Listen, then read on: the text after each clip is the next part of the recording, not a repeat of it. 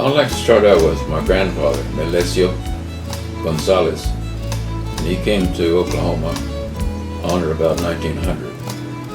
He came and worked in the coal industry in Henrietta.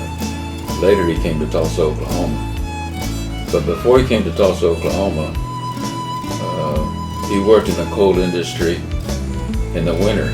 And in the summer, they didn't sell any coal, so he didn't have a job, so he'd go back to Mexico. But in 1910, he had to make a decision. Congress passed a law that you had to make a decision of either choosing the United States or going back to the country that you were born. And at that time, they chose to come to Tulsa to work in the coal industry. The coal industry, that's the soft coal industry. The width of the coal vein is about not over 3 feet. We're talking about 3 feet, not over 3 feet. And the shaft goes all the way from 26th and Harvard all the way up to the fairgrounds underneath. And from under the ground, it goes all the way also to about Will Rogers High School. So those are tunnels that are in there.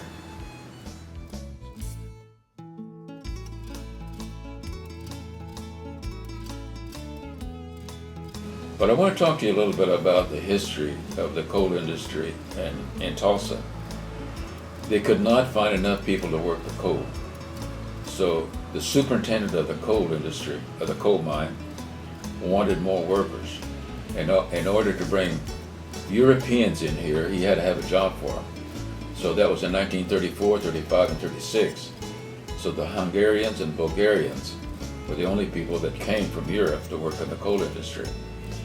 And I know this because my mother had always make a pie, either out of plums or blackberries or whatever it was, and I was to deliver those pies to the people that came. And they were new members to the family of the coal industry. They were good, hard-working people. All of the coal miners really worked hard. They got paid by how much coal they harvest, and they got paid by the tons. Hickory Coal Mine produced 250 tons a day, and that was all by labor. At that time, they led the state of Oklahoma in the coal harvest. I remember when I was a kid counting the cars that left the coal mine to go to the distance or wherever they were going to go, to be sold. Most of that coal was sold to industries in the state of Oklahoma. Because at that time, if you think back in 1934, Tulsa was in the oil boom. It was that was strong. It needed help there. The railroad was expanding. They needed help there. And nobody wanted to work these hard jobs, so they had to bring people out of the state that wanted to work. The people that came, they knew that it was hard work, but that's what they wanted, the land of opportunity. And Oklahoma had that to offer to the people that worked. And they worked hard, but it was a beautiful life. In the summer, we depended on our skills to the garden to survive, because there was no jobs in the summer. They didn't sell coal in the summer. In the winter, everybody needed coal for heat. So that's the jobs that we had. Everybody had a second job. I remember my father, my uncles, they did yard work, cut trees down. And I remember my uncle using the mules that he used in the coal industry to plow the soil for the gardens. Whatever he was able to pick up money in that's what he did. And everybody had a big garden. And we shared it. It was a community. It was a beautiful community because they understood the hardships and they knew what they had to do.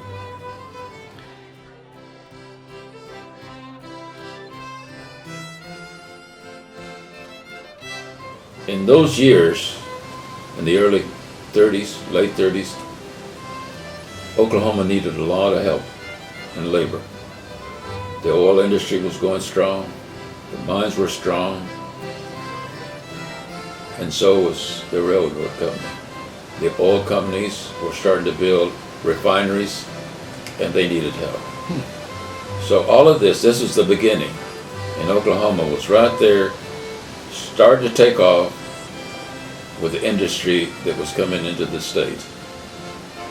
So it's a great pleasure to think back that my family, other families that came to Oklahoma, made Oklahoma what it is today.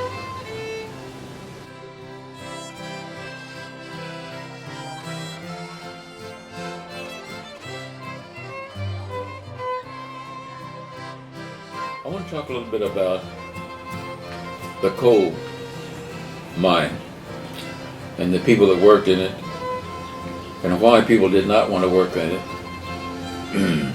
A lot of the local people in the area that were from Oklahoma in that time believed, for some reason or another, that if you went underground to work, there was an evil job.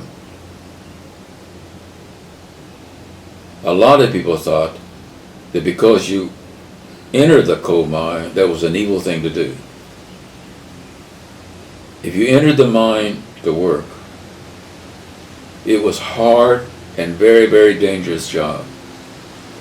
I always wanted to go as a kid down in the mines. My dad said, no, I don't want you in the mines. I don't want you to do anything that will harm your life.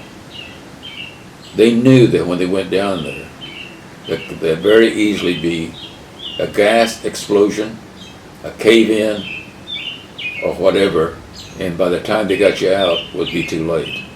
So I had to wait for my dad outside and wait for him to come up.